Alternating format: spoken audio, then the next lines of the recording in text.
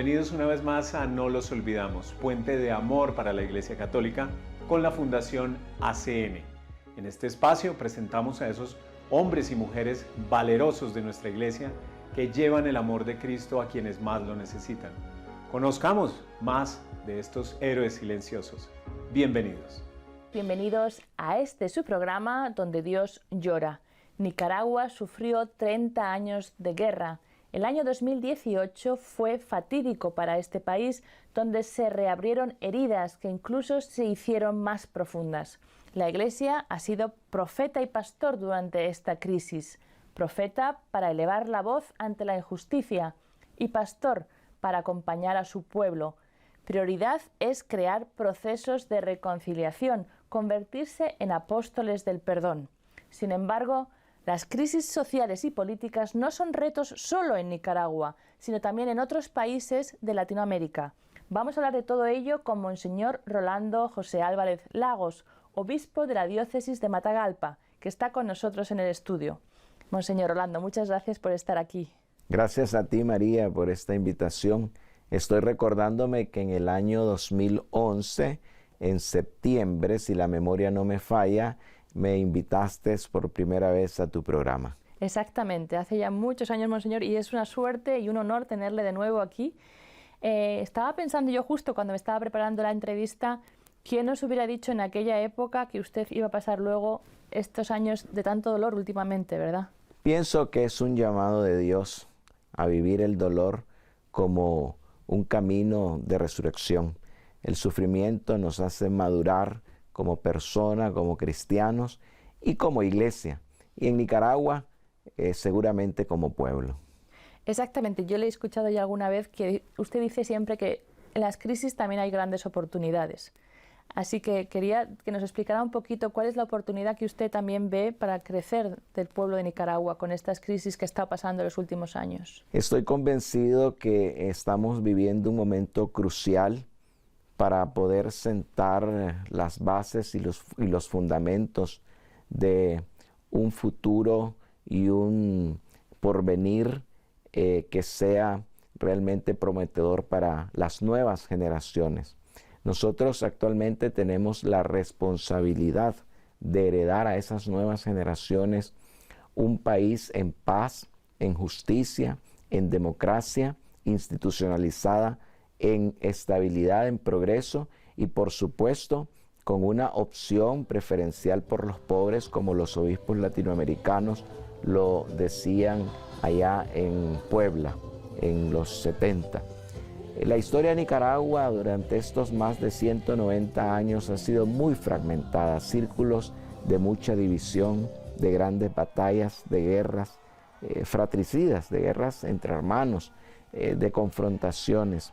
Y creo que estamos viviendo un momento oportuno para poder crear un país nuevo, un país donde realmente podamos compartir, como he dicho en más de una ocasión, todos en la misma mesa, cada uno en su sitio y en su lugar, comiendo el pan con dignidad. Hemos hablado en la introducción también, y usted lo ha dicho a sí mismo, han sido conflictos fratricidas y esto crea, yo creo siempre, que crea unas heridas muy profundas. De hecho, a veces se hacen también cicatrices ahí dentro.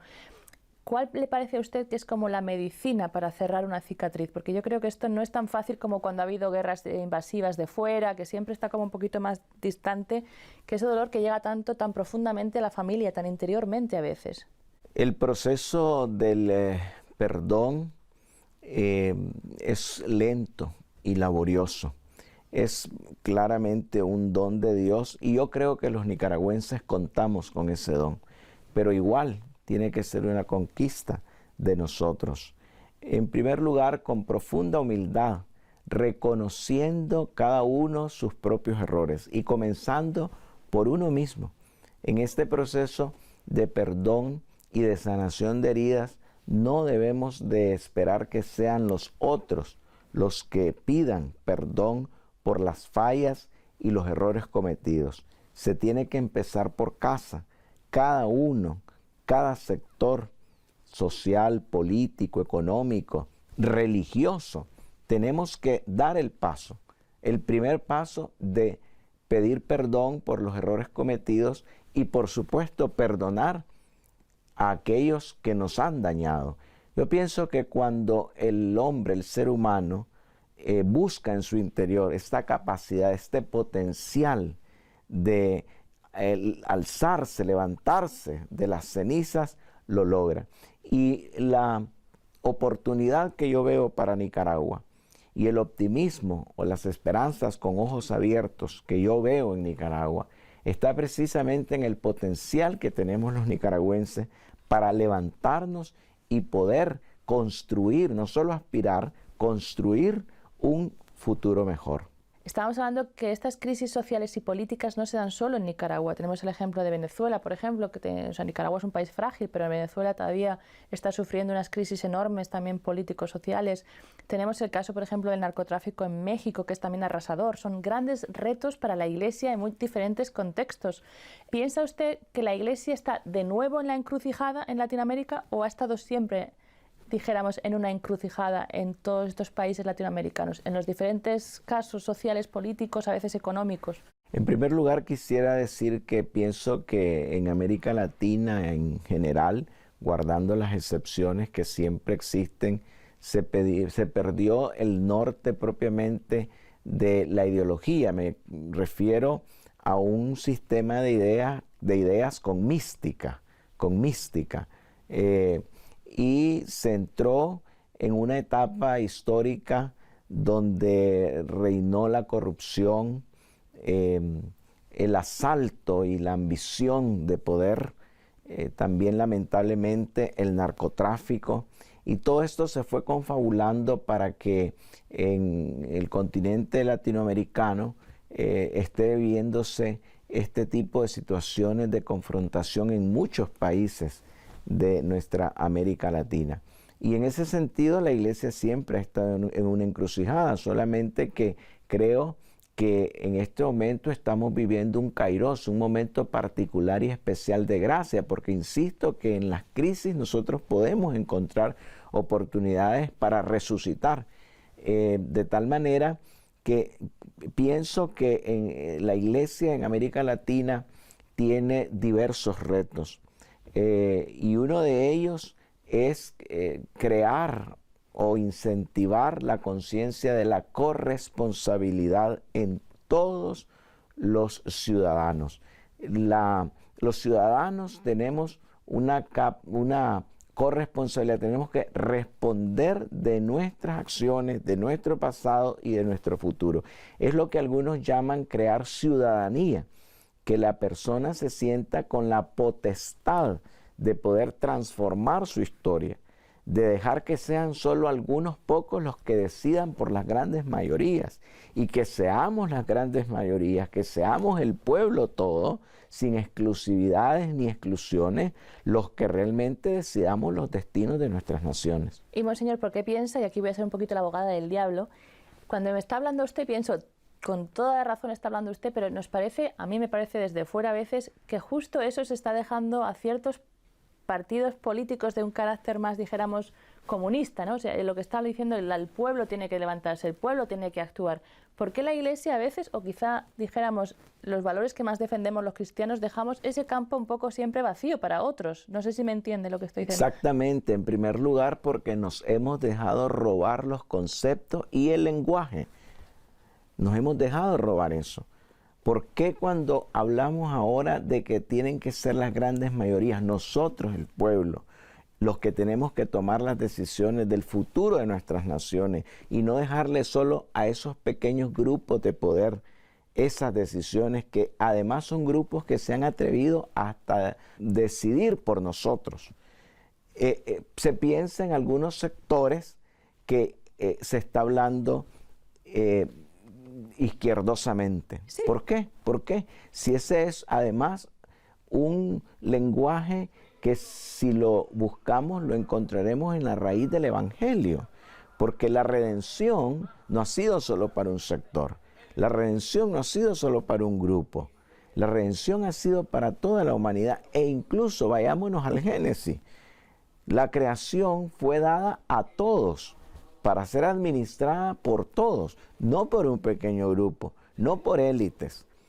De hecho, pienso y lo he dicho en diversas ocasiones que ya pasó el tiempo de liderazgos que tuvieron su tiempo y debemos también de pensar en nuevos liderazgos que surjan de la juventud con ideales, que vuelva a tomarse el norte de la auténtica ideología que, repito e insisto, cuando hablo de ella me refiero a un sistema de ideas con mística que se ha perdido en América Latina. ¿Y no piensa que en todo esto que estamos hablando justo la doctrina social de la Iglesia es la llave que abriría, ¿no? El volver a darle, como usted decía, al ciudadano, digamos al laico, porque a veces es la Iglesia, estábamos diciendo la Iglesia, siempre se piensa un poco en la jerarquía, que tiene que tomar posición, que tiene que defender al pueblo, pero muchas veces también pienso, la mayoría de los ciudadanos de estos países que estamos hablando son católicos, pero ¿dónde está la responsabilidad de este laico que sale a la calle a defender la justicia, la paz? Me refiero que no cree que nos hemos olvidado un poquito de esa doctrina social de la Iglesia para darle las herramientas al pueblo para que sepa decidir en momentos un poco complicados, porque a veces estamos hablando de situaciones sociales muy complicadas. Claro que creo que la doctrina social de la Iglesia es una herramienta vertebral. Me atrevería a decir que es un eje transversal de esta transformación social que queremos todos en América Latina. En la doctrina social de la Iglesia, sabemos, en primer lugar, se encuentra el valor supremo de la dignidad de la persona, tal y como afirmamos los obispos de Nicaragua en el mensaje pascual del 2019. Ahí hablamos efectivamente que la Nicaragua que nosotros esperamos es una en la que la persona sea el centro de todo el accionar social del país. A eso me refiero cuando hablo mística. Un espíritu donde la dignidad de la persona sea el centro de todo ello. Y este papel que tiene la Iglesia, que decíamos a veces de pastor, pero también a veces de profeta, y que yo preguntaba que si está en la encrucijada en muchos países, ¿puede ser también que esa encrucijada sea siempre porque el Evangelio nunca ha sido muy cómodo para los poderosos ni para muchas personas? ¿No es un papel de la Iglesia estar siempre en la encrucijada? La Iglesia siempre va a estar en la encrucijada. Y va a estar siempre en la encrucijada porque, como afirmabas tú, es profeta. Y el profeta, en primer lugar, anuncia la esperanza de la buena noticia. Nosotros no somos portadores de la desesperanza. Por eso en Nicaragua hemos insistido y vamos a seguir insistiendo en una esperanza de ojos abiertos. Es decir, que no es el que espera que otros hagan, sino el que espera que vengan tiempos mejores, construyéndolo él, sabiendo y conociendo la situación concreta que se está viviendo, no cerrando los ojos a ella. Pero también el profeta es el que denuncia la injusticia. Y obviamente cuando se denuncia la injusticia no se cae bien, pero esa es la misión. De lo contrario estaríamos desnaturalizándonos como iglesia, dejaríamos de ser la iglesia de Jesucristo. Claro, y también llama a la conversión, que también hay gente que no le gusta mucho, pero convertirse significa siempre cambiar. Sí, como Juan el Bautista, que siendo precursor preparó los caminos del Señor, anunciando y llamando a la conversión. Y claro que los primeros que tenemos que convertirnos somos nosotros, pero anunciarla a los hermanos. El camino de conversión, que recordemos, es en griego metanoia, y la metanoia es muy importante en cuanto que es cambio de mentalidad. Nosotros pensamos en la conversión como el cambio del corazón, y está bien porque es un lenguaje ilustrativo, analógico, pero siendo fieles al origen de la palabra, es un cambio de mentalidad. Estamos hablando de cambiar los contenidos de nuestros esquemas mentales. Estamos hablando de cambiar las significaciones de nuestros conceptos. Estamos hablando precisamente de que haya una auténtica transformación de las ideas, de ese sistema de ideas con mística, es decir, con ese espíritu cuya centralidad es la persona. esa es una conversión integral. No solo se trata de convertirse del pecado personal, porque entonces caeríamos en una espiritualidad intimista, prácticamente privatista, si se puede decir de esa manera. Y la conversión es integral porque es una liberación. Es también convertirme al hermano, al prójimo, al otro, a la sociedad. Es convertirme a mi país, tener el sentido de patria. Para mí los valores cívicos, por ejemplo, se sintetizan en el amor a la patria. La patria no como un concepto, no como algo etéreo. La patria como el lugar, no solo que me vio nacer, sino que me va a ver morir, y entonces que yo tengo que edificar, que construir. Con mis derechos y mis deberes. Con los derechos y deberes, exactamente. Y eso, María, efectivamente, diría que sintetiza lo que estamos hablando. Eso es ciudadanía, eso es un sistema de ideas con mística, eso es centralidad de la persona, eso es que el pueblo tenga el derecho de darse a él mismo su personería jurídica a través, por supuesto, de los organismos, de los canales, de los medios, de las instancias que conforman las estructuras sociales. Es necesario. Historias como las que acabamos de ver nos muestran el valor de la fe, esa fe que se vive valientemente por parte de nuestros héroes de la Iglesia Católica. Muchas gracias por acompañarnos.